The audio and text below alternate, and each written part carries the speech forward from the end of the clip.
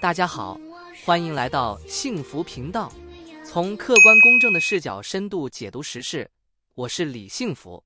今天咱们要聊个话题，最近中国申请赴美参展签证被团灭，集体被拒。今天咱就好好扒一扒，在这个世界飞速变动的环境下，中国到底会变成什么样？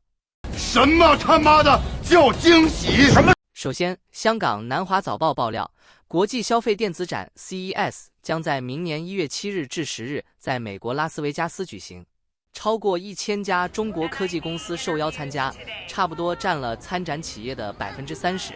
本来是个展示中国科技创新的大好机会，结果就在距离展会开幕不到2个月时，许多中国企业的员工在申请赴美签证时被拒绝，闹得沸沸扬扬。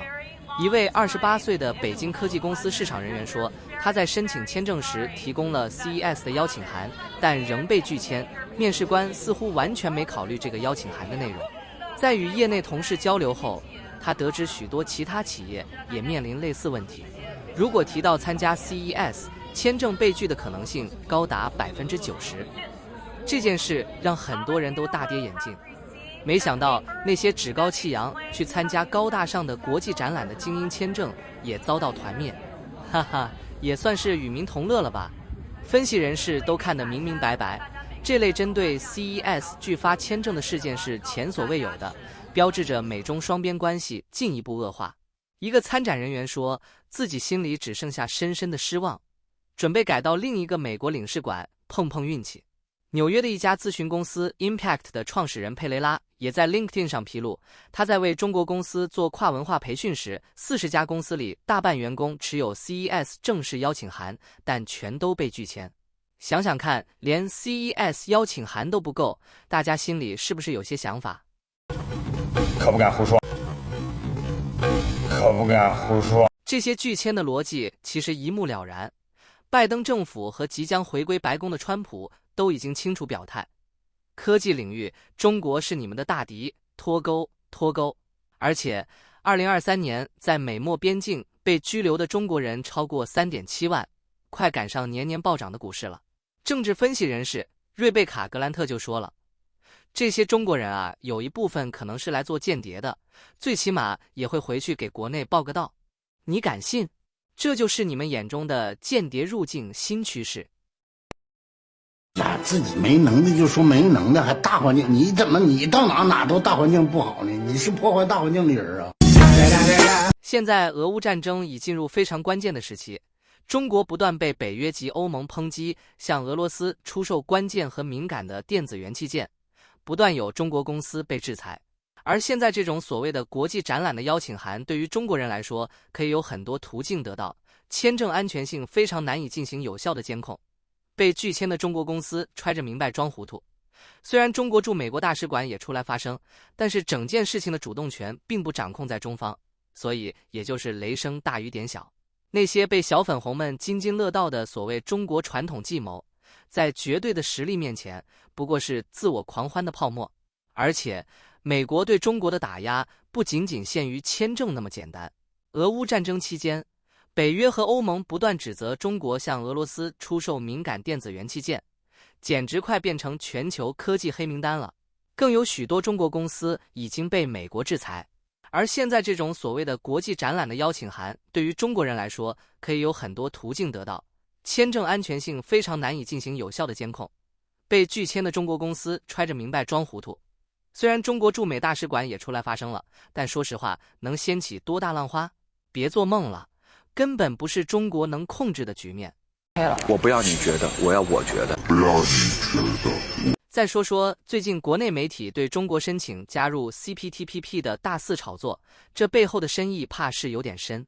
可以这么理解，随着川普的回归，关税政策也开始见效。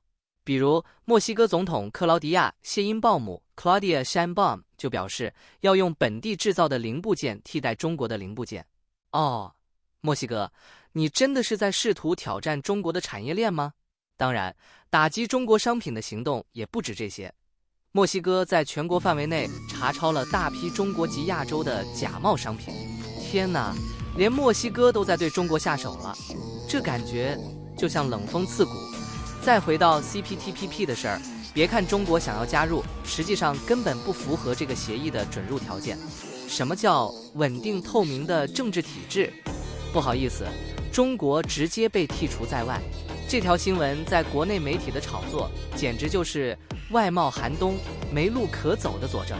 要是按照中国一贯的丧事喜办风格，估计接下来的新闻会怎么报道呢？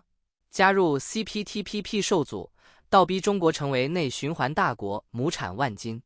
但这一次风向明显不对，媒体对这一话题的关注似乎有点不寻常。往后的形势会更加困难。顺便一提，前几天优衣库创始人宣布没有使用中国新疆棉花，虽然这个消息也登上了微博热搜，但结果却没有太多人关心。要按以前的惯例，自媒体平台肯定被打了鸡血的小粉红彻底占领，抗日神剧连播，每5分钟出来一个手撕鬼子，变了，全变了。看来这个时代确实不太一样了。操！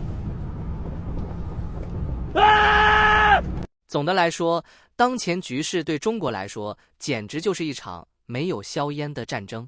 从被拒签到 CPTPP 申请受阻，再到全球范围内的打压，外部环境对中国的压力越来越大，而内部却依然沉浸在自我安慰的泡沫中。那些嘴里喊着传统谋略的人，难道真以为在全球竞争的现实面前能靠点小聪明翻盘？别逗了，实力才是王道。所以无论是试图通过外贸打开一片天，还是通过 CPTPP 这种国际舞台来重生，现实的打击早已让这些美好梦想变成了泡影。你能指望自给自足和内循环解决一切？可以试试看，但别怪我没提前提醒你，这条路根本不通，注定会走向一个孤立的死胡同。在这个时代，靠着过往的幻想，哪怕再加上一点毒舌式的自嘲，也无法掩盖中国在全球舞台上的孤独感。最后我想说的是，想要改变这局面，别总是幻想能靠别人的招待邀请函来破解困境，真正能打破桎梏的只有你自己的反思与改变。好了，这就是今天的分析，希望大家有所得。别忘了点赞订阅，咱们下期再见。来到了天津卫啊，嘛也没学会，我学会了开汽车，压车200吨。警察来找我呀，向我一哆嗦，我是连滚带爬，是赚进了好直播。